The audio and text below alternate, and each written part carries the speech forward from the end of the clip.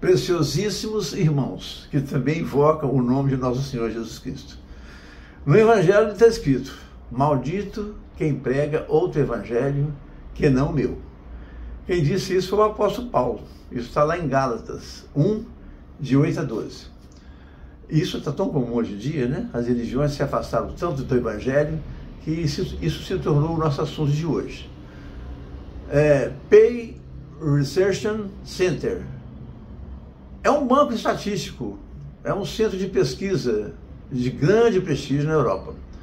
E esse órgão constatou que o cristianismo tem diminuído no mundo. Em princípio, temos isso como uma grave e preocupante informação, não é? Entretanto, podemos, ao contrário, numa outra visão dos fatos, né, nos alegrarmos, pois pode ser que, mesmo sendo uma pesquisa verdadeira, mas com base em registros religiosos, que estão aí se lamentando, né? Sendo assim, pode ser que esteja havendo apenas um deslocamento de pessoas para aquilo que temos visto o Espírito Santo fazer ultimamente, né? Abrindo os olhos espirituais para livrar pessoas da mentira e do aprisionamento religioso. Pois o Evangelho do Reino dos Céus, na era da igreja primitiva, jamais diminuiu, sempre cresceu. Na era em que Paulo pregava Cristo e este crucificado, conforme está em 1 Coríntios 1, 23, convertendo assim todo o Império Romano. Nunca pregou nada que afastasse do Espírito, do Evangelho do Reino dos Céus.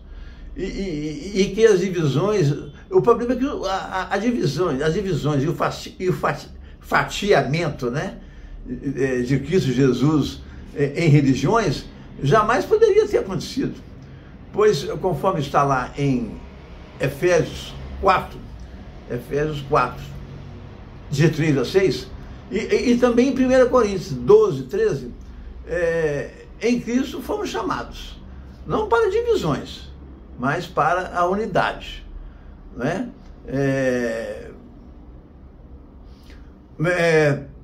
Para a preservação da unidade, e não para divisões, né? Para o vínculo da paz. Num só corpo, num só espírito, num só vínculo da paz, num só corpo, numa só esperança em Cristo, né? Num só espírito, né? Num só Senhor, numa só fé, num só batismo, no mesmo Deus, Pai de todos, e que está sobre todos, e que age através de todos. E isso é o que está lá, né? Pois todos nós fomos batizados num só Espírito, né? Para sermos um só corpo, bebendo do mesmo Espírito. Sabemos que tudo era assim na igreja primitiva, conforme vemos ao longo da leitura, em toda a sua inteireza, do livro de Atos, até no século IV, quando foi criado o catolicismo imperial romano, né? Não como uma continuidade da igreja primitiva, mas como uma dissidência maligna que perdurou como única por causa do terrorismo ameaçador, até que no dia 31 de outubro de 1517, quando Lutero, um monge agostiniano, né, da própria Igreja Católica, anunciou uma reforma que se constituiu noutra religião. E daí para frente, muitas outras religiões foram surgindo, né? Virou uma praga, virou uma peste. Irmãos, o Evangelho do Reino dos Céus não permita, em nome do Evangelho, não permita que isso prossiga.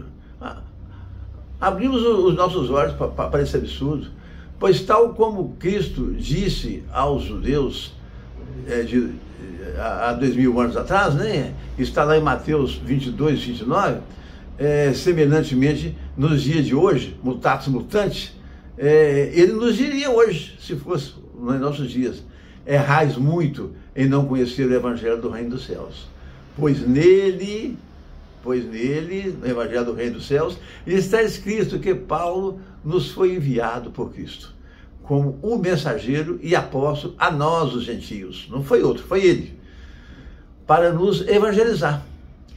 Pois somente Paulo passou pelo sofrimento que passou, conforme está no livro de Atos, conforme ele mesmo narra em 2 Coríntios 11, de 23 a 29. Está lá, né? 3 vezes espancado, uma vez apedrejado, 3 vezes sofreu naufrágio, além de fome e frio, 5 vezes açoitado, com 40 chibatadas menos uma, 3 vezes açoitado com vara, e etc. Pois a Paulo disse Cristo, conforme está em Atos 26, de 14 a 18, lhe envio aos gentios, lhe dando livramento, a quem lhes abrirá os olhos das trevas para a luz, convertendo os gentios do reino de Satanás para o reino dos céus. Assim, quem ignora a autoridade de Paulo, ignora também Cristo e todo o seu evangelho. Pois quando os demais apóstolos também vieram a nós, os gentios, já havia transcorrido mais de 10 anos e dezenas de congregações já haviam sido criadas por Paulo e seus cooperadores, né? Barnabé, Silvano e outros.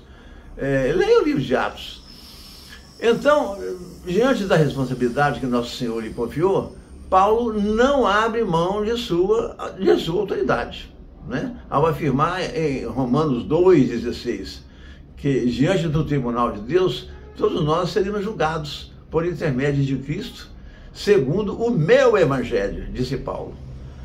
O crente deve ser fiel a essa palavra, está escrito lá.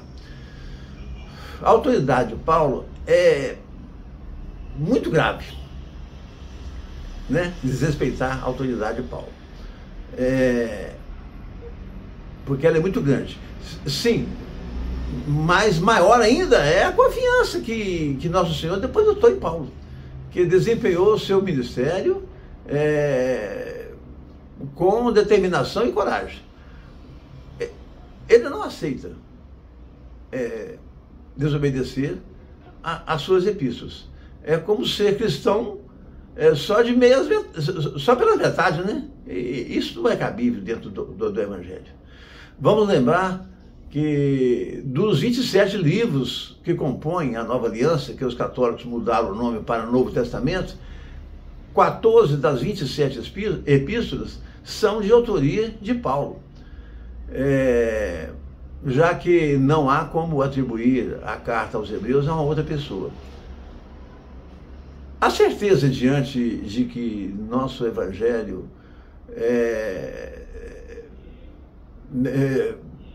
que Deus ungiu Paulo para tanto, está na afirmativa de Paulo lá em Gálatas 1, de 7 a 9, que mesmo que seja qualquer um, ou até mesmo um anjo que desça do céu para pregar um outro evangelho que vá além do que eu tenho pregado, então que esse seja um anátema. Anátema. Anátema quer dizer excomungado, maldito. E isso é uma coisa muito séria.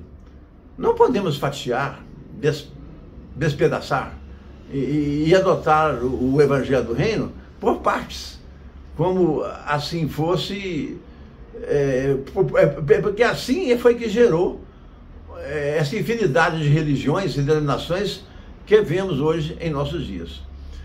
E todas malditas, pois estão debaixo, estão baseadas em doutrinas criadas por homens, né? Aparentemente bem intencionadas, mas dividindo o evangelho, né? Mas com propósito maligno de se criar e inventar mais uma divisão, seja por ambição financeira de quem cria essas denominações, ou pela vaidade de ganhar fama e respeito dos homens.